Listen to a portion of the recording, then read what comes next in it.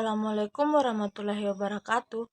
Perkenalkan, nama saya Saskia Lemeka, NPM 2022-167, Prodi Manajemen Konsentrasi Keuangan.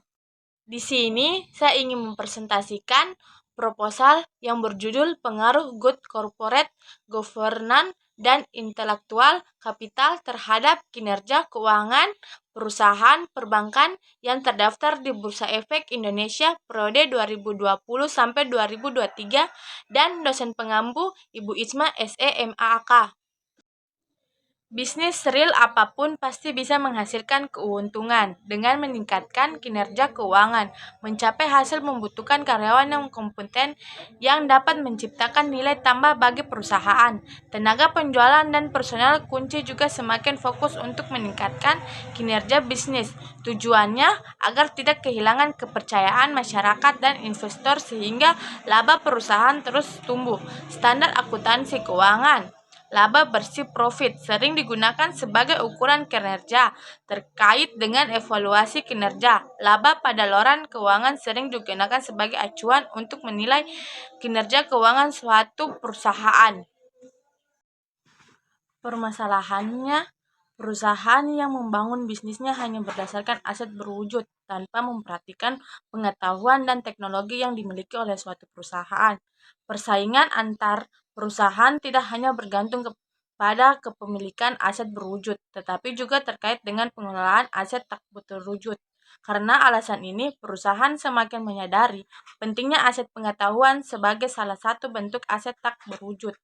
Yulandri dan Gunawan 2019, Standar dan Isbahan 2018 mencatat bahwa intelektual kapital memiliki peran krusial dalam menciptakan nilai dan berfungsi sebagai indikator pertumbuhan bisnis. Nilai yang diterima oleh perusahaan merupakan hasil interpretasi dan pemanfaatan sumber daya yang dimiliki. Kinerja keuangan perusahaan sebagai ukuran efektivitas dan efisiensi dalam mencapai tujuan juga menjadi penunjuk penting asli sebagaimana dikutip dalam Yulandri dan Gunawan 2019 menyatakan bahwa intelektual kapital adalah sumber daya perusahaan yang memiliki peran yang signifikan. Oleh karena itu, perusahaan perlu mengembangkan strategi yang dapat menguatkan daya saing di pasar. Riset gap penelitian. Representasi dari persentase sukses perusahaan yang mencerminkan hasil dari berbagai kegiatan yang dilakukan. Evaluasi terhadap kinerja perusahaan dapat dilakukan melalui analisis laporan keuangan. Pengukuran kinerja perbankan sering menggunakan rasio profitabilitas sebagai indikator yang menggambarkan kemampuan perusahaan dalam menghasilkan keuntungan. Kashmir 2014. Dalam penelitian ini, rasio profitabilitas yang digunakan adalah return on asset (ROA). Laporan keuangan perusahaan mencerminkan kondisi baik atau buruknya perusahaan dalam periode tertentu. Kinerja keuangan perusahaan juga mencerminkan penerapan prinsip-prinsip tata kelola perusahaan yang baik. Rasio dan Mahardika 2020. Menurut penelitian Kashmir 2014, return on asset (ROA) adalah sebuah rasio keuangan yang menggambarkan imbas hasil atas penggunaan aktivitas perusahaan. ROA dianggap sebagai salah satu indikator keuangan yang penting karena mencerminkan kondisi keseluruhan dari laporan keuangan. Dalam sebuah artikel di Bisnis 2014 yang mengutip pendapat Shimamura, dikemukakan bahwa tidak semua manajemen perbankan memiliki kemampuan untuk menjaga rasio ROA agar tetap berada di atas ROA industri perbankan. Hal ini bergantung pada kemampuan manajemen perusahaan dalam mengolah aktivitas dalam suatu periode tertentu. Rumusan masalah. 1.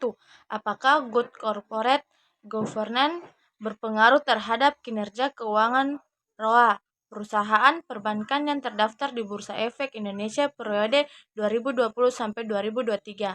2. Apakah intelektual kapital berpengaruh terhadap kinerja keuangan ROA perusahaan perbankan yang terdaftar di Bursa Efek Indonesia periode 2020-2023? Apakah good corporate governance dan intelektual kapital secara bersama-sama berpengaruh terhadap kinerja keuangan ROA perusahaan perbankan yang terdaftar di Bursa Efek Indonesia periode 2020-2023? Teori yang relevan. 1. Teori keanginan (Angenli teori). 2. Teori sinyal (Singali teori). 3. Teori sumber daya berharga (Huxley Research Theory. 4. Teori modal manusia, Human Capital Theory. 5. Teori struktur modal, Capital Structure Theory. 6. Teori Prospect Theory. Metode analisis data. Penelitian mengenai pengaruh Good Corporate Governance atau GCG dan intelektual kapital atau IC terhadap kinerja keuangan KK perusahaan perbankan di Indonesia telah banyak dilakukan. Salah satu metode analisis data yang umum digunakan dalam penelitian ini adalah regresi linier berganda. Hasil penelitian. 1. Pengaruh GCG dan IC terhadap ROA, Return on Asset. 2. Pengaruh CGC dan IC terhadap REO, Return on Equity. 3. Pengaruh GCG dan IC terhadap NPL, Non-Performing Loan. Kesimpulannya, GCG dan IC secara bersama-sama memiliki pengaruh positif dan signifikan terhadap kinerja keuangan secara parsial. GCG dengan indikator kepemilikan manajerial berpengaruh positif terhadap kinerja keuangan. Indikator GCG lainnya seperti Dewan Komisaris tidak menunjukkan pengaruh signifikan terhadap kinerja keuangan. IC berpengaruh positif dan signifikan terhadap kinerja keuangan.